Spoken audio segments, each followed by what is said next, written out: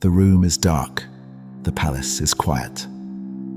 Outside, Rome sleeps. A city of 1,000,000 souls, the greatest empire the world has ever known. Senators dream of power. Generals dream of conquest. Citizens dream of bread and games. Inside, something else is happening. There are no witnesses. There are no guards. There are no records. Or rather, there were records. And then someone made sure there weren't. What happens behind that door will not be written down by anyone who survives close enough to know. What happens behind that door will be whispered for generations, passed between historians like something hot to hold, mentioned and then quickly, carefully dropped. History has a way of erasing what makes it uncomfortable. But erasure is not the same as disappearance, and this story never disappeared. Before we go further, drop a comment with your city and country. Because once you understand what Caligula did, and more importantly how, you will understand why history tried to erase this, almost completely. His name was Gaius Julius Caesar Augustus Germanicus. The soldiers called him Caligula, Little Boots, a nickname from when he was a child following his father on military campaigns, dressed in a tiny soldier's uniform, charming every man in the legion. Rome adored him. When he took the throne in 37 AD at just 24 years old, the streets filled with celebration. Bonfires lit the 7 hills. Citizens wept with relief. They had survived the reign of Tiberius, cold, paranoid, murderous. And here, finally, was a young emperor with the blood of the beloved Germanicus in his veins. Here was the future. But to understand what came next, you need to understand where Caligula came from, because he did not arrive broken by accident. Rome built him that way.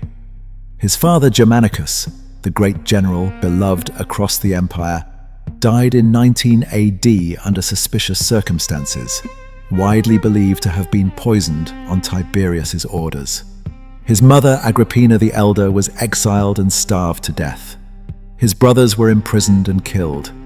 Caligula survived by becoming invisible, by smiling, by performing, by making himself unthreatening to a man who destroyed everyone he feared. And then one day, someone handed him the world. He had received the most complete possible education in what power looked like when it faced no opposition, and what happened to the people who tried to oppose it. He was 24. He was brilliant. He was almost certainly damaged in ways no physician of the ancient world had language to identify. Rome called him its savior. In the first months, he earned it. He freed political prisoners. He burned Tiberius's treason files publicly so Rome could see. He abolished the hated treason trials. He gave the people games, banquets, and spectacle. He was generous, charming, accessible, the emperor Rome had prayed for. And then something changed. Historians have argued for 2,000 years about what exactly happened. Some say illness. In autumn of 37 AD, Caligula fell critically ill, possibly a brain fever, and when he recovered, he was different. Others say there was no break, that the generous early months were performance, and what came after was simply the real man, freed by absolute power from the need to pretend. The truth is probably darker than either explanation. Power, absolute power, the kind where no one on earth can tell you no, does something to the human mind. It does not always corrupt slowly. Sometimes it collapses everything at once, and at the center of what came next were his sisters. He had 3, Agrippina, Drusilla, and Livilla, daughters of Germanicus, survivors, like their brother, of a family systematically destroyed by Tiberius's paranoia. Caligula elevated them immediately.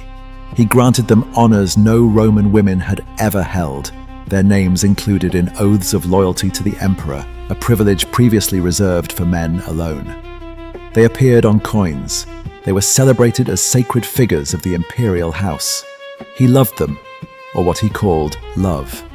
The line between love and possession, in the mind of a man who had grown up watching absolute power destroy everyone around him, is not always where you expect it to be.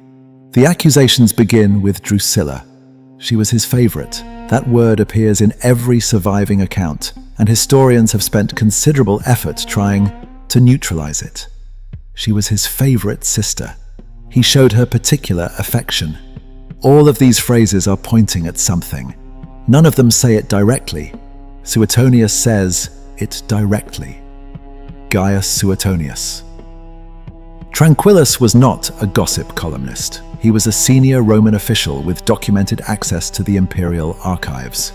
He was meticulous, and he distinguished in his own writing between what he could verify and what was rumor. This claim about Caligula and Drusilla he does not mark as rumor. He states it as established fact. In the Lives of the 12 Caesars, written roughly 80 years after Caligula's death, Suetonius states plainly that Caligula violated all three of his sisters, and that he was particularly devoted to Drusilla, having taken her virginity while they were both adolescents living in the household of their great-grandmother, Antonia Minor. His feelings for her, Suetonius writes, never resembled the feelings of a brother. And Suetonius is not alone. Cassius Dio echoes the accusations. The historian Josephus circles the same territory without stating it outright, but makes clear that what existed between Caligula and at least one of his sisters was not what Rome would recognize as familial love. Three independent sources, separated by geography, time, and purpose, all pointing at the same door. One source is anecdote, two is pattern, three is something historians do not dismiss. Drusilla was already married to a man named Lucius Cassius Longinus when Caligula became emperor. Within months, that marriage was irrelevant. Caligula removed her from her husband and installed her in the palace. He introduced her at formal banquets as his wife. Not his sister, his wife. This was not a private arrangement. Caligula displayed it, performed it publicly in front of senators, generals, ambassadors, the most powerful men in the empire, and not a single one of them said a word. Because what do you say to the man who can have you killed before sunrise? That silence, collective, terrified, complicit, is not a footnote to this story. It is the story.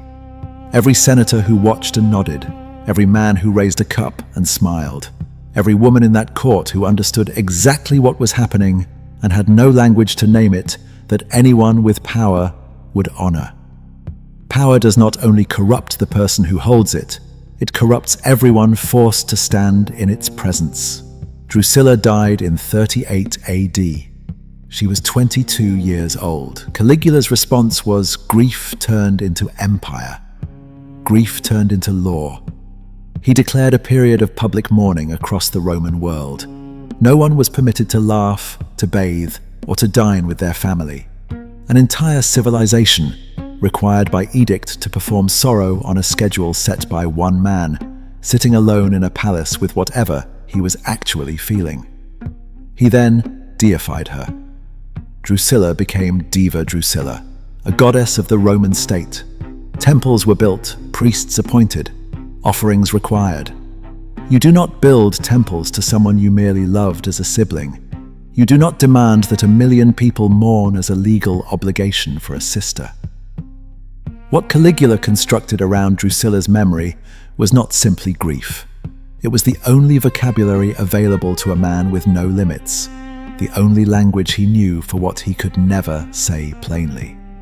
Or it was guilt. Both can be true at once. If Drusilla was the center of Caligula's obsession, his relationship with Agrippina and Livilla was colder, more transactional. Still, Suetonius's claim includes all three. And what followed was its own kind of darkness. Agrippina and Livilla, women elevated to unprecedented honor, who had appeared on coins, and been included in sacred imperial oaths, were stripped of everything and exiled to the Pontine Islands. The official charge was conspiracy against the emperor. Whether that conspiracy was real or constructed, the sources do not resolve. What they do record is the humiliation.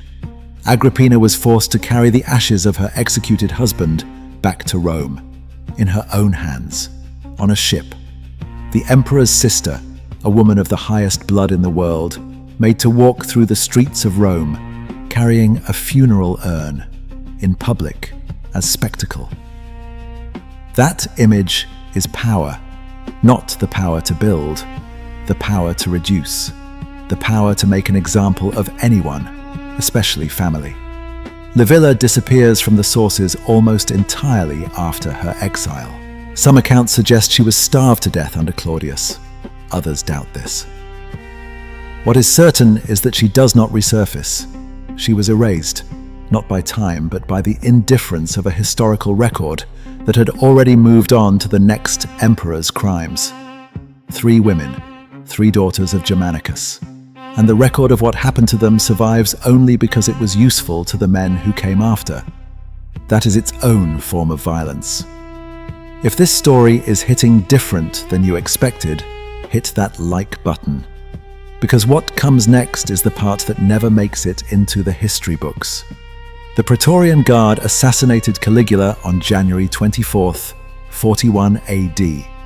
He was 28 years old, stabbed 30 times in a palace corridor. His wife Caesonia was killed. His infant daughter, named Julia Drusilla after the sister he had deified, was killed too. The Senate, suddenly bold, moved to restore the Republic. They debated for days. And then the Praetorian Guard found Claudius hiding behind a curtain in the palace, terrified, half convinced he was about to be executed. They dragged him out and declared him emperor. And the Senate, the same men who had smiled at banquets and voted yes to impossible edicts, accepted it because that was what they had learned to do. And here is the bitterest irony. Agrippina survived. She was recalled from exile after Caligula's death. She returned to Rome. She had a son, born in 37 AD, the same year Caligula took the throne, the same year everything began. And that son's name was Nero. Nero, who became emperor of Rome in 54 AD, who would reign for 14 years, who would have his own mother murdered, who would become, in Roman memory, the name that means madness, and the spectacular collapse of a man handed the world and given no reason to hold it carefully. Think about that lineage. Germanicus, beloved, possibly poisoned. His daughter Agrippina, elevated, violated, exiled, humiliated, then resurrected. Her son Nero, carrying the blood of all of it. Every trauma, every survival strategy his mother had learned in the wreckage of her brother's reign. Agrippina had learned to survive Caligula. Nero had learned from Agrippina. And then, Nero had her killed. The cycle Rome could not break did not end with any one emperor. It passed from generation to generation, wearing different faces, operating by the same brutal logic. That power, once tasted, cannot be shared.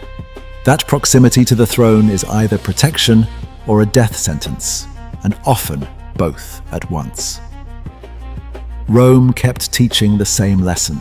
Every new emperor believed with perfect sincerity that this time would be different. It was never different.